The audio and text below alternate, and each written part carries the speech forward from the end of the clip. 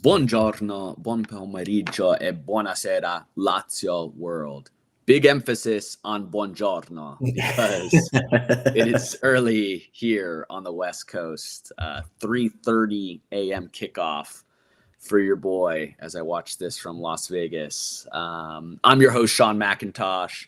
Welcome to your instant reaction of the Derby della Capitale. Lazio Roma, unfortunately, this one finishing in a 1-0 defeat for the Biancocelesti. I'm your host, Sean McIntosh, here joined by Caleb Adams. Caleb, how are you on your side of the coast? Not as early, but still an early one for you. How you doing, brother? Man, I would say 6:30 games for me used to be like, oh man, that's brutal. But then knowing your situation, I'm like, man, this is light work. Yeah, man, it's I had to go to bed early, which was not even that early, like not at 9:30 p.m. I forced myself to get to bed, had the alarm set at 3:20 a.m. Leone was like, Papa, wake me up. I want to watch with you. I want to watch with you. And I was like, no, you're too young. Like you're not gonna even. But sure enough, like he asked me 100 times. He seemed like he really wanted to watch it. So I woke him up with me, and he actually watched the first half, and then he Okay, back to bed. I'm impressed. which after the Lasting a first whole 45, half is impressive. yeah, I wanted to go to bed too. So, um, you know, it's tough. It used to not be so bad. I used to quite enjoy my calcio early in the morning, but before I had kids, I could take some naps during the day. I can't quite Yeah, do that this time, so I'll yeah. suffer through it. Makes this result all the more difficult to stomach. So let's jump into this one so that I can try my best to catch a few minutes of sleep before the rest of my family wakes up today. So, look, this one had us kind of trot out not an interesting lineup, but it was interesting in that we had heard so much about injuries this week. But injuries to Dele Bashiru, injuries to Rovella, and what we trotted out was a lineup that was all too familiar. Rovella getting the start, Dele Bashiru getting the start. The back line remained the same. No major changes aside from Pedro seeing himself in that right wing position ahead of Cancellieri and Dia in that starting position, which I kind of anticipated, thinking that Tati was hurt. We saw him come off last match, which what looked to be some sort of a muscle issue. But interesting from Sadi, who decided to maybe play it safe with the Tati substitution and electing to go in a different route, particularly with Rovella, which ultimately bit us in the ass. And we'll talk about that. But this one, honestly, getting off to a traditionally slow start for both sides, aside from the first derby match last year where Roma caught us sleeping in the first 20 minutes. But this one, both sides kind of looking to ease their way into it. Neither side particularly sharp, but I think you could say that in that first 45, aside from an absolute disaster, Lazio looked to be a little bit more in charge. Certainly, the only opportunities that were coming in the attacking phase came from Lazio, and it's early on, 14-minute mark, and you see. Well, I'll step back. 3 minutes in, an indication of how the ref was going to play this one. An elbow on Gila, no yellow at all. Ref swallows the whistle. 14-minute mark, we see Dele Bashiru hurt, and then Belayan coming into the match. And then in the 29th minute, you have Zaccagni with a nice curler from the left, catching Svilar by surprise, has to pump it over the net. And off that ensuing corner, Romagnoli with a nice header, again, just over. Signs of life from Lazio.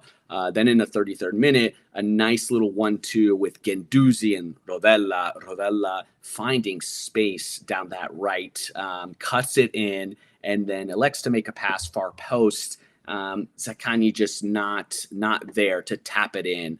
You can argue that maybe Rovella should have taken it on his own. but I think he does the right thing because he would have really had to catch Zvilar to beat him near post. Unfortunately, minutes after potentially the injury comes from that run, Rovella finds himself hurt. We have to make him kind of grind through and suffer through that first half, electing not to waste a substitution window. Minutes later, we find ourselves in a game changing position. Nuno Tavares with the ball deep in his own end and relies and maybe a bit too overconfident in his own physical abilities to kind of rely on his strength and then thinking he could take a man on, holds the ball, gets pickpocketed. The ball is passed to Pellegrini, who slots it home nicely inside the box, might I add. Ultimately, proves to be the difference. We make our halftime substitutions.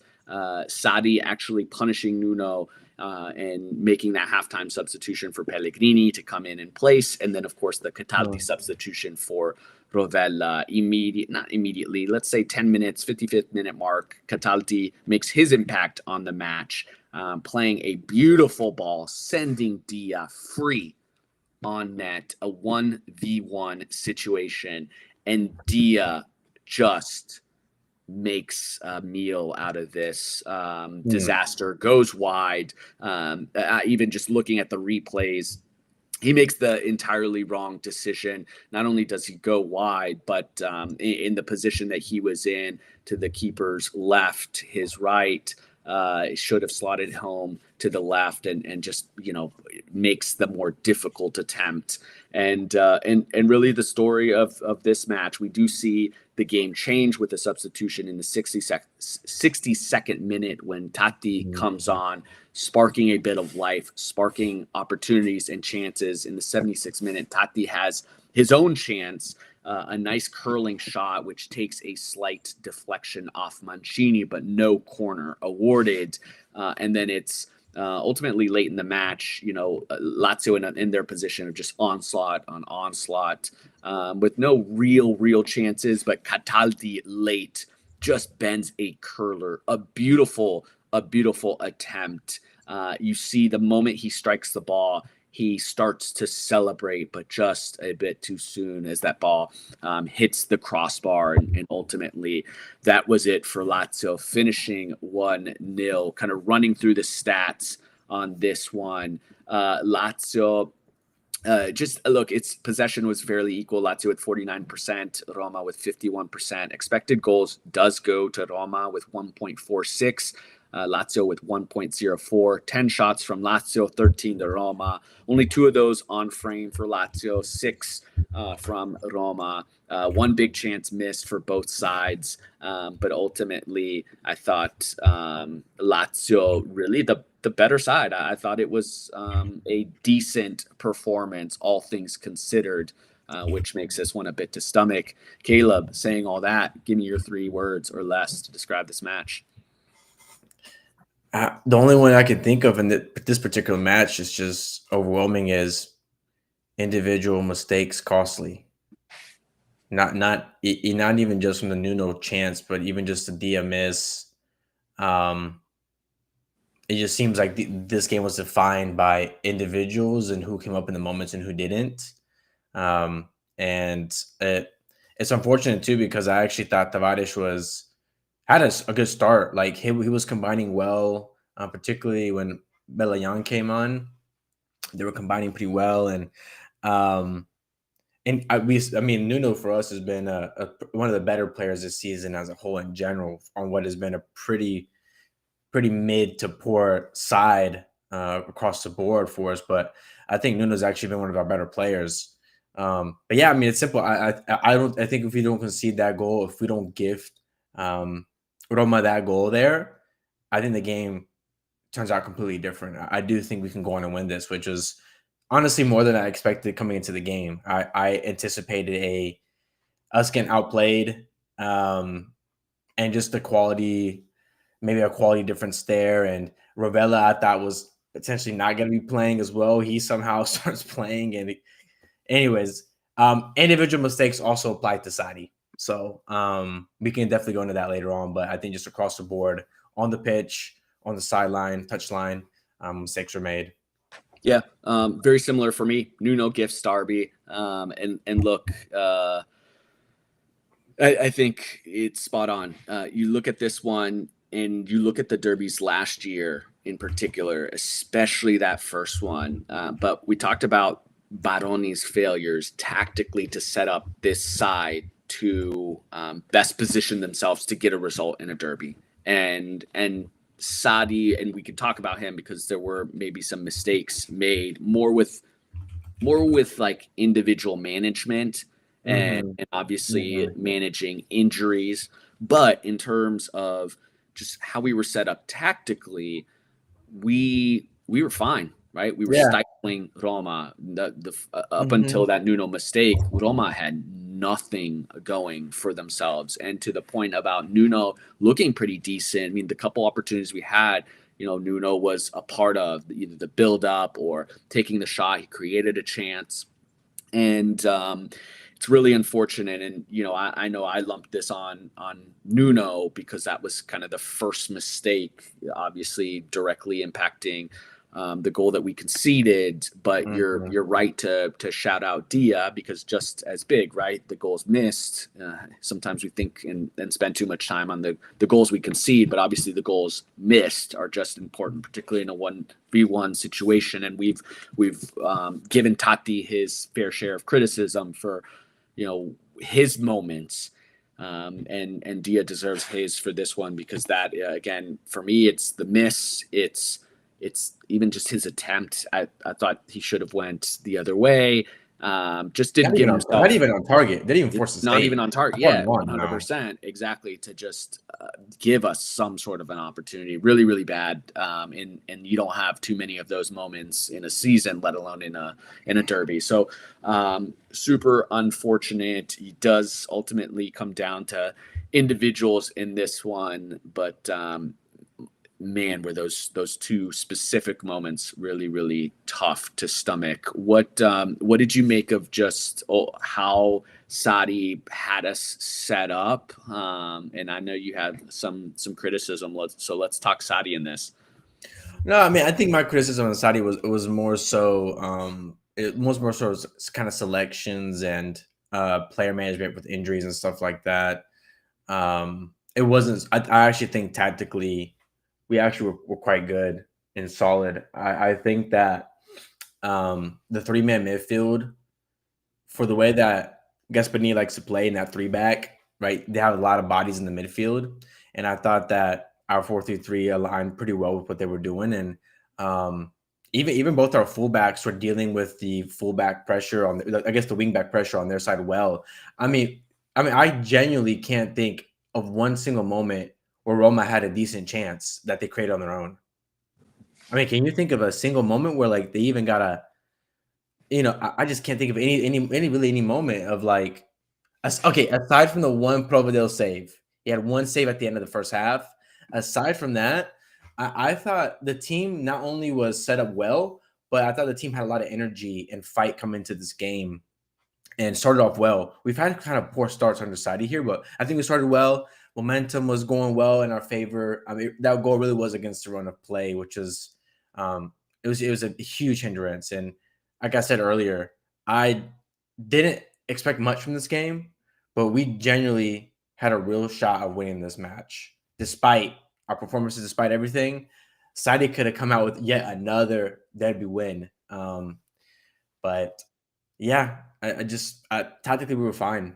Yeah, no, and it's I think I saw the statistic out there that this is the first derby away win for Roma since like 2016, if I'm Wow, date that's crazy, correct. So actually. it's been a while. It's either been losses or draws for them. So unfortunate. Obviously, the atmosphere incredible. I have to express my frustration. Obviously, personally, having to wake up at 3 a.m. to watch this one is really, really tough. But just in terms of Serie A's decision to make this the early match in Italy, from what I understand, potentially has to do with fan violence or trying to schedule it at a time where maybe there wouldn't be as many issues. But we've seen this game. I just, in terms of a showcase for Serie A, playing this one early, it's hot in Rome. So in terms of just getting the best out of your players and showcasing a product, you're not going to get as much out of the players in the heat of Rome this time of year. And you look at the matches the rest of this week, and this one's clearly the most important, the biggest match.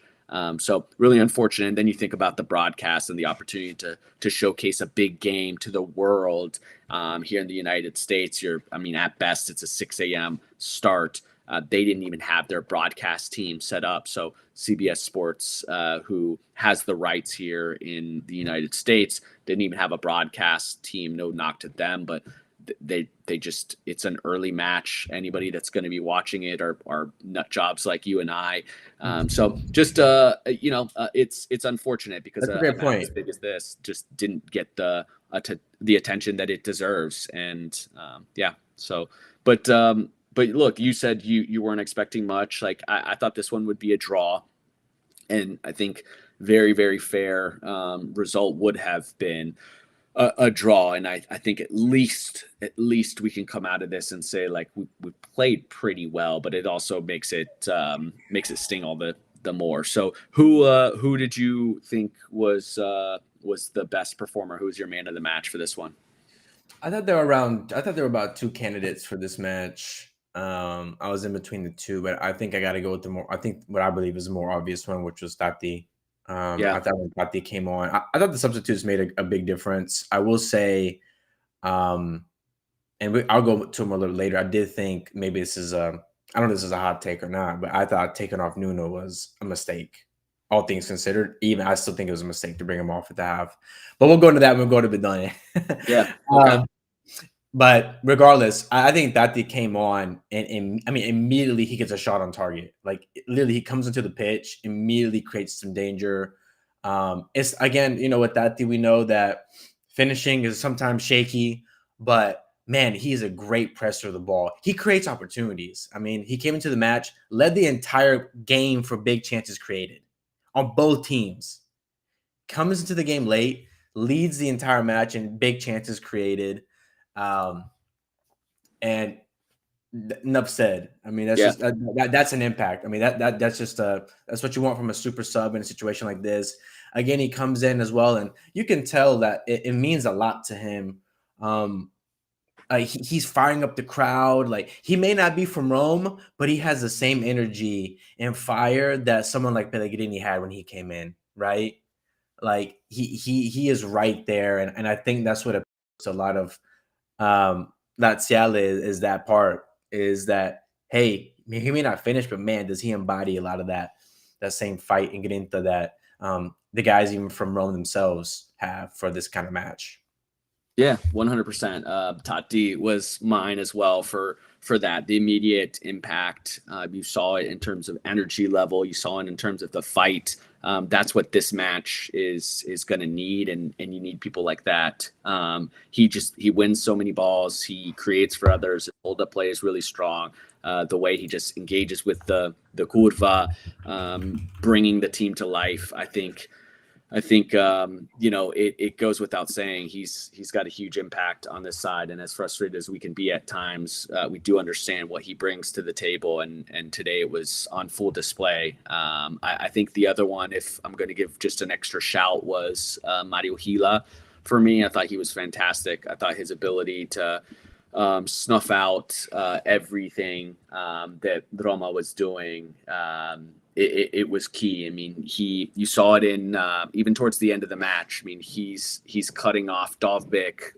Dovbyk has like a half chance, that hits the side netting, but it's Gila that's able to kind of push him wide and defend him. And I just thought he was active all match long. What did you think of his performance? You cut out there. Who exactly? I was saying Mario Gila was the other one that I would. Gila. Yes, Gila. Yes, I'm glad you gave him a shout out. I thought he was really good, man. I thought individually he put in some big tackles. Was really solid. I mean, normally Romagnoli is the one we're looking at to kind of be that stalwart, be the guy back there cleaning things out. But it was Gila today. He even kind of pushed forward at times and got involved in the attack. I thought this game displayed some of the best attributes from Gila. Yeah. And yeah, it's good. It's good to see that duo kind of ramping up because we're gonna need them for the long term, for the long haul here. Yeah. Well, let's go on to Bidone. I'll give you the floor here. I'll start off by just giving mine, and I said in my 3 words, Nuno, and I think there's a lot of good reasons why we can talk Dia, but I've got to give it to Nuno just because, again, it's the reason why I go Nuno over Dia is that Dia, that's just purely like technical, right? Like that's just like it like there was a moment in the match that Tati was really upset at Pellegrini. Pellegrini like mishits a cross, right? And like I understand the frustration, but there are times when you can be frustrated with somebody's like technical ability and it's just high, like it happens, right? But what it's really hard to forgive is when somebody is just so boneheaded and makes those mental like errors. And this one not even being it's so arrogant of Nuno in that situation. And it's just in this match, it calls for not making stupid mistakes in this derby, in the way that this match was settling in on top of everything. And so for me, it's clear that it is Nuno because of the mental mistake, the arrogance behind it, and ultimately what ended up changing the entirety of this one, having to waste a substitution, obviously putting us down in a match that we felt like we had decent enough control over. So, yeah, what's your take on that? Oh no, I 100% agree. I don't think there's any other candidate, but I didn't even consider Dia as a bidon in this match, despite the miss. It has to be Nuno because, um, you know, he's done that little like drag back move that he does in those situations to get out of pressure. He's done a bazillion times out of pressure, and it's worked every single time, mostly every single time. It really really is bad though, that it happened to be in the derby, right? It's one thing to make that mistake against a lower end team, and maybe they don't have the quality to punish you on that. But in a derby, when things are so sensitive, when the balance of the game is just always in flux, and any one major moment can really shift it entirely. Momentum's huge in this game in general. Momentum is really what drives a lot of the success in this match and can change things. And the biggest thing is the momentum was in our favor, which I don't think a lot of people would have had that coming to the match. And that single moment completely shifted the match, and it was bad. And I want to touch on. I want to ask you this actually. I saw Zaccagni yelling at Nuno. We saw like clips of Zaccagni like coming after Nuno. I wonder, like, we need that duo to be at their best, in sync, and to get the most out of this team. We've seen that Zaccagni Tavares duo, particularly last season, how dangerous our left side can be and how critical it's been to a lot of the goals that we score. So I'm a little concerned, like, right, like you see that scene, Zaccagni is your captain. It looked like he was chewing out Tavares. Tavares was kind of like kind of like, I don't know. I'm a little concerned with that scene. But Yeah. I will say this: You despite need your captain to do that though. Like that's, I mean, right? If anybody's going to be chewing out anybody, it's you need Zaccagni to rip Nuno, and he's got to be able to stomach that. My thing is that when you're 40 minutes into the 40 minutes of the game, is that the right approach? I feel that the approach is, you messed up, yeah, don't be doing that. But like, let's get, come on, we still got another 50 minutes to go in this game. Let's keep it up. And this leads me to my next point, which is I think it was a mistake to take the Tavares off, which I think maybe some people will be against that. But despite him costing us there early, he's also one of our best shots of getting a goal back. And I believe, for example, I think about when Pellegrini got the ball wide open in a miles of space and completely skies that cross. Yeah, but that's not fair because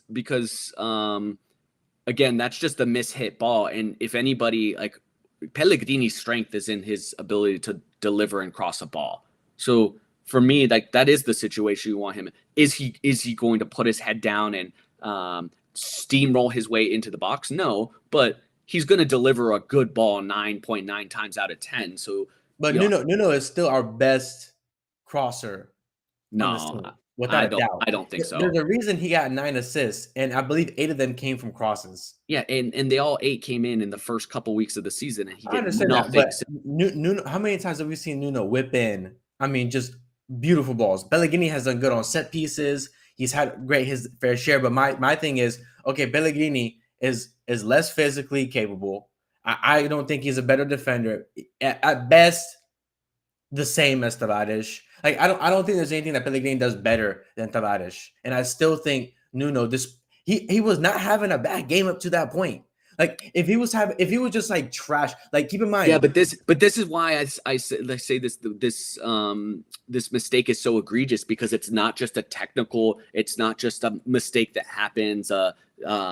He gives up a ball. Like, this is just a mentality thing, and this is why I think that rightfully so, Zaccagni was so infuriated with him. Why I have him as a bidone. Why Sadi is mad at him, because I think it's a little bit more than that. It is an arrogance that he brought into that moment in a match that does not call for it. And I thought it was the, like, and clearly there's like signs of this where it's like, dude, unacceptable. Like, sit your ass on the bench. Like, this can't ever happen again. This is not just a technical mistake. This isn't a Pellegrini hit across and you're like, hey, reaming him out in that moment, like, doesn't make sense. Like, he knows. Let me ask you this. Do you think we are a better attacking side with Nuno in or out of the team? No, of course we're better, but I think. And my second follow-up question is sending a message to Nuno more important than winning this game? No, but I don't think that decision won or lost us the match, to be honest. That's fair, but I do think that it wasn't as if, like, did we create more chances with Pellegrini or with Nuno? Nuno actually was able to get off 2 shots himself. I mean, okay, I remember you know what I'm saying? Like I can't think of one moment where Pellegrini set up a chance. Our chances came from Tati and Cataldi. Yeah, for sure. But my point is, like, either, I don't think the substitution of Pellegrini hurt us really, at all. I thought it'd be one thing all of a sudden. Was it a net positive though? I mean, it's hard. My thing is at best, okay, yeah, it doesn't hurt us, but does it give us a shot at winning this game? I mean, not really. I mean, whatever.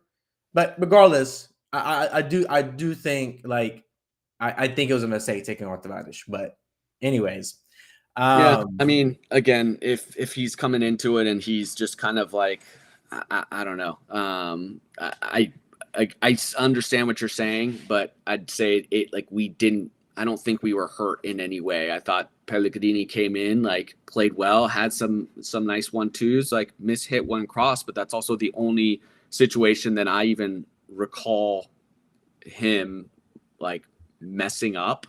You could say, like, I thought he did his part, and for me, obviously the substitutions, like, I thought were all impact players for the most part, in some way, shape, or form. So. Again, I thought the substitutions were all fine. We had chances, and individuals just didn't bury them, and we got unlucky in a few situations too, when you think about it, right? The situation where even Zaccagni does really nicely to beat Mancini, like, has his body positioning, probably could have gotten a penalty, right? I think if he goes down, I think he gets hit in the face, and Zaccagni keeps pushing forward and then passes the ball and finds Tati inside the box.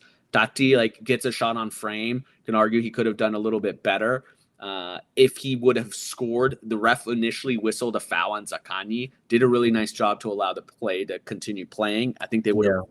VAR would have allowed the goal to stand, but I think Zaccagni could have went to ground. I think that's a Yep. situation where Zaccagni goes to ground, and you put the ref in a situation where he has to potentially give us a pen. So, yeah, just some unlucky situations. Even at the end of the match, obviously Cataldi hits the post. Super unlucky there. You have a ball that's played in. I believe it was Pellegrini that plays the ball in. Tati tries for the creative, and like Romagnoli is just like doesn't see where the ball is, and it's another dangerous ball in the box. Like just some unlucky moments that we just failed to capitalize on. So yeah, let's talk like just grand scale of it all. If we take a look at the table currently, Roma now finds himself in fourth, 3 wins out of 4. We've got 3 losses out of 4. We find ourselves at 14th in the table. Out of a possible 12 points, we've got 3.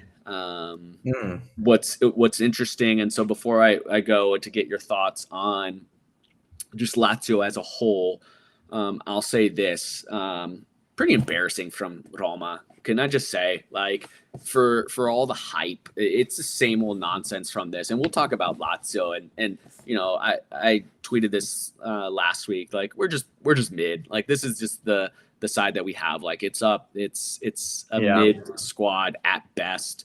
There's a lot of reasons for it, but even taking this one, like, Rovella's out. You guys are playing 10, 15 minutes with a hobbled Rovella. Basically, you're up a man.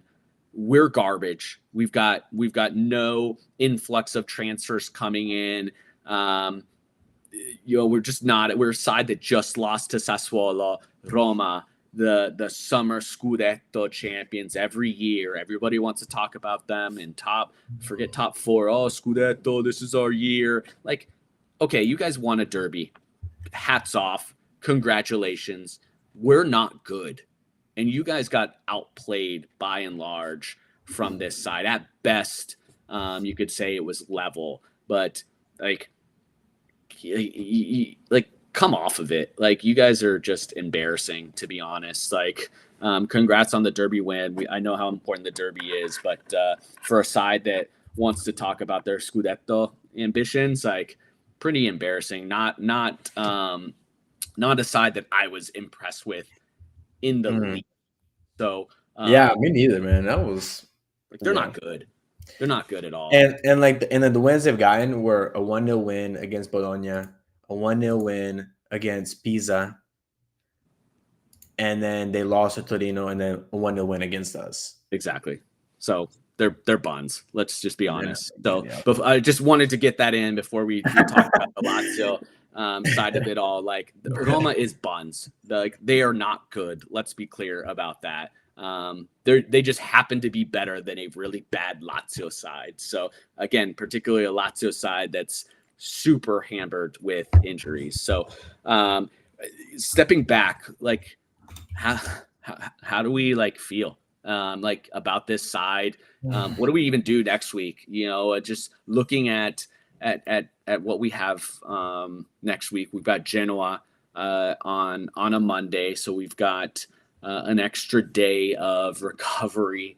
But this is going to be a side that, if you take a look at our midfield, is going to be without Belayan, red card, without Guendouzi, red card. I'd say without Rovella, but at this point, the guy was supposed to miss the last 2-3 matches and continues to get thrown out there. So he may be in a match with crutches. You've got Dele Bashiru, who left injured today. Vecino's still out injured. That leaves us with, I want to say, Cataldi as our only available and healthy midfielder, unless I'm missing somebody on the roster. So what the hell are we going to do next week? Because we can't beat sides like Sassuolo, so there's no way in hell that I go into a Genoa match thinking anything other than, like, we're doomed. particularly with the state of this lineup. So, what do we do? What do we throw out there?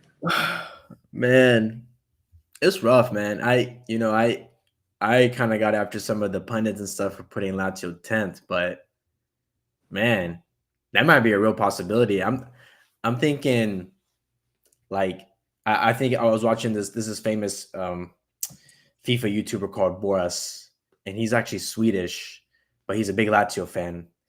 And he said that he believes we haven't had a worse side since the 2008 side, and that roster, and that team finished 10th as well. But man, I wanted. It's difficult to take the momentum that I actually think there are some positives to take from this match. Believe it or not, I actually do think this match showed me like, hey, like we can put a decent game together. We can be solid on defense. We can create chances. Like these are things we can do. But it's tough to carry that momentum when your whole midfield literally is not going to be playing next game, right? And all these injuries, and it almost feels like it's just damage control until January. That's what it feels like this first half of the season. It's like, let's just try and not just completely sink the season in the first half. So we have a shot at least of a respectable second half of the season. So that's kind of where my head and feeling is at right now, is damage control until January. Yeah. Unfortunately, we do not have a history of making impact signings in January. Our friend Irfan actually makes a really great point on YouTube. He chimed in with a note on just our transfer quality. So obviously we've got the transfer block this year, but if you even date back to last year, that the transfer market that we had was really, really poor. If you think about the players that we brought in and who's making any sort of impact this year or lack thereof. I mean, the two players today, like Dia in his big miss, Nuno, and Nuno had his bright moments last year early, but even last year, right, when he's injured, we couldn't rely on him being a consistent presence in our lineup. You see Noslin, big signing, was supposed to push Tati, potentially take over his role as that number 9, and Noslin got in for the first time all season this year out of desperation. You obviously just players that aren't good enough. It's a struggle. So for me, when I think about holding on for dear life until the winter market, like I don't know that that's gonna do anything for us. Like what impact players is it gonna be Insigne on a free, and after watching him in MLS just